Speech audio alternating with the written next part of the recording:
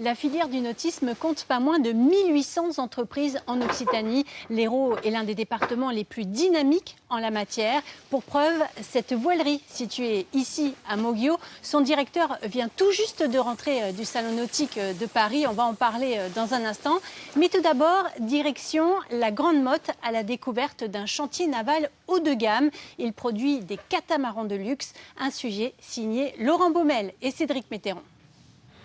Dans ce grand hangar, à 2 pas des célèbres pyramides de la Grande Motte, se fabrique ce qui se fait de mieux dans le monde de la plaisance. Racheté en 2016 par le groupe Grand Large, propriétaire de la marque Outre-mer, Gunboat était en faillite.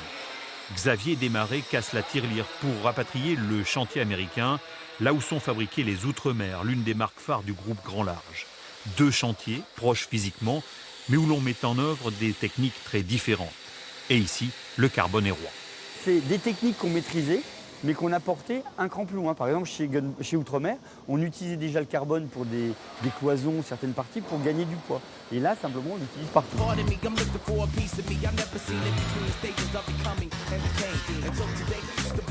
Ce catamaran de 20 mètres ne pèsera que 17 tonnes. Mais cette chasse au poids est exigeante. Ce technicien, qui travaille aussi sur des bateaux de course comme celui d'Alex Thompson, est venu spécialement d'Angleterre avec son marteau et une valise à ultrasons. Son métier, chasseur de bulles d'air. On appelle ça le tapping.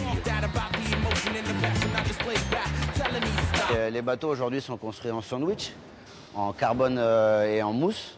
Et donc en tapant comme ça, on vient s'assurer qu'il n'y a aucune bulle entre le carbone et la mousse. Donc comme ça, on s'assure de la bonne qualité du bateau. C'est quoi le risque, c'est une bulle? Une bulle, c'est un risque que le bateau casse, tout simplement. Pour construire ces catamarans, il a fallu recruter. Avec l'aide de Pôle emploi, l'entreprise a formé des stratifieurs. Elle a embauché des ébénistes, des plombiers ou encore des électriciens. 70 personnes en tout. Et des postes sont toujours à pourvoir dans certains métiers.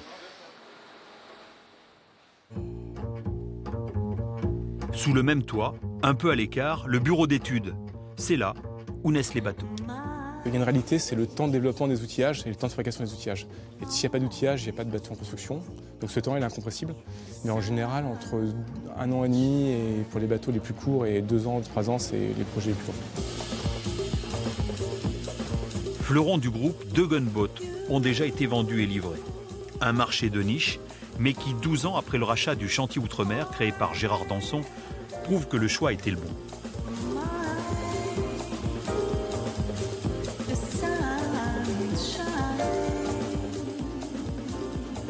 Les premiers qui avaient des catamarans, on pensait que ce n'était pas des vrais marins, que ce n'était pas des vrais bateaux, que les bateaux n'étaient pas beaux. Et finalement, il y a eu un chemin parcouru énorme qui a fait qu'aujourd'hui, il y a des très bons catamarans. On peut être un marin, avoir un catamaran. Il y a des esthétiques qui ont été trouvées qui font que c'est différent d'un monocoque, mais ça séduit aussi. Donc il y a eu tout un chemin parcouru autour de ça. Et ça semble se confirmer. À 6 millions d'euros l'unité, nous ne ferons pas partie des heureux élus. 2 autres catamarans comme celui-ci seront livrés dans les mois à venir. En 12 ans, l'entreprise qui signe ces bateaux a multiplié par 15 son chiffre d'affaires et vu le nombre de salariés passer de 30 à 200. Une embellie qui pourrait bien se confirmer vu la tendance du marché.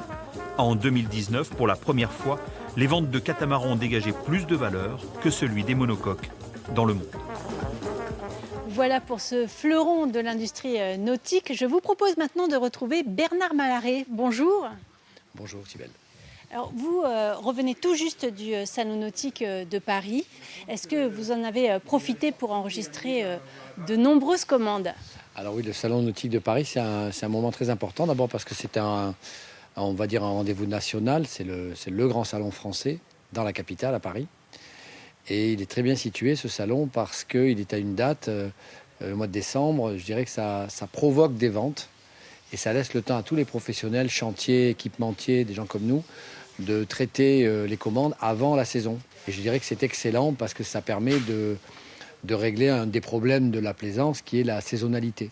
Un chantier qui produit des catamarans de luxe qui s'installe sur notre littoral. Est-ce que c'est de bon augure? Oui, c'est de bon augure parce qu'en fait, En Occitanie, on a une région qui est vraiment privilégiée pour la pratique de la voile. On a des conditions de navigation qui sont idéales, il fait toujours beau. Les vents sont stables. Quand le vent est fort, il vient de la terre, donc la mer est plate. Donc c'est vraiment un super endroit pour naviguer entre les frontières extrêmes est et ouest de la région Occitanie. Mais en revanche, ce qui nous manque, c'est un peu de culture. C'est-à-dire que c'est une pratique, la plaisance, qui n'est pas vieille en fait en Occitanie. Elle date des années 60, c'est pas si vieux que ça. Et je dirais que l'arrivée de grands acteurs économiques comme le Chantier Outre-mer ou comme Gunboat, ça a de nature à donner de l'importance à la plaisance et à ses effets économiques. Alors vous qui côtoyez le monde du nautisme depuis plus de 40 ans, quelles sont vos attentes pour ce marché? La clientèle de la plaisance a vieilli. Et ce qui est compliqué, c'est d'assurer le renouvellement. Les statistiques de la plaisance laissent penser que dans quelques années, on aura à nouveau des ports qui auront des places. Ils étaient saturés, ils ont bloqué le nombre de nouveaux accédants. Mais ça, c'est quelque chose qui va s'inverser. Justement parce que les vieux plaisanciers, ils vont partir, les vieux bateaux, ils vont être détruits, et que ça va ouvrir des places. Et donc, il y a vraiment quelque chose à pas louper au niveau de l'accueil de futurs plaisanciers sur des bateaux de taille moyenne, pas trop chers. Il y a les gros bateaux dont on parle à plusieurs millions d'euros, ça c'est un sujet particulier.